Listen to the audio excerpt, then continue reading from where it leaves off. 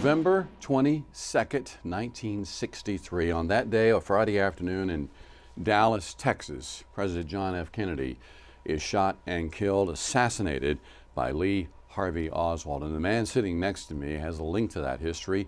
He is Jim Felder. You were the head of the JFK casket team. That's 60 correct. years ago. You were what, 24 years old back then? That's correct. And you were thinking you were getting ready to go home for Thanksgiving, which was the next Thursday, but what happened? When the president was assassinated, I came to the Department of Agriculture from a job interview because I hadn't planned to stay in the Army.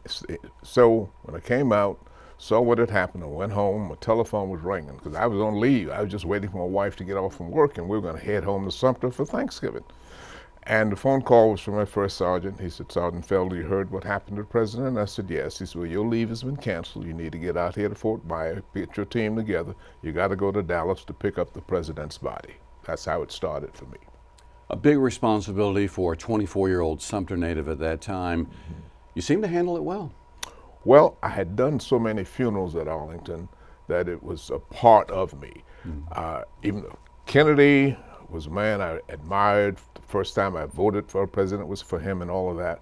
But doing the funeral, when it came time to do my job, I had to put all of that aside and get to the facts that was before me. And that was to be sure that there was flawlessness when it came to moving the casket from one place to another. And we did a lot of movements on that casket, you know. Right. White House, the Capitol, then funeral at St. Matthew's Cathedral, and then finally to Arlington National Cemetery. So in 4 days, we moved it 4 different times, you know, Right. at different places. And we had to practice all of that. So You got the Army Commendation Medal for your work in leading that casket team. How has this moment in history changed your life? Here we are 60 years later. How did it impact you and change your life? well, it has made me more disciplined in the things that I do, and it made me more time conscious to use time the best I can and to do all I can do within that time frame.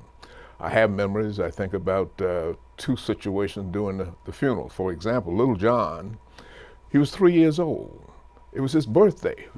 And we were coming out of St. Matthew's Cathedral, and he does that salute. I mean, that really got to me, you know, really got to jerk tears almost. But here I'm holding a casket. I had to do my job.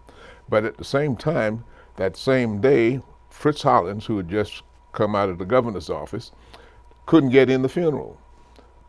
They wouldn't allow him in. It was St. Matthew's Cathedral was small. But Reverend Ida Quincy Newman got in the funeral because they thought he was an ambassador from an African country. A light-hearted moment and a very serious part Yes. of American history. Yes. It's always nice to get together and chat with you, although the subject matter is difficult at times to True. talk about. But again, we want to thank you again on 60 years later for what you did for our country way back when in leading that casket team. And we want to wish you a very happy Thanksgiving. Thank Mr. you. Felder. Same to you, Gerald. Thank you so much. Okay.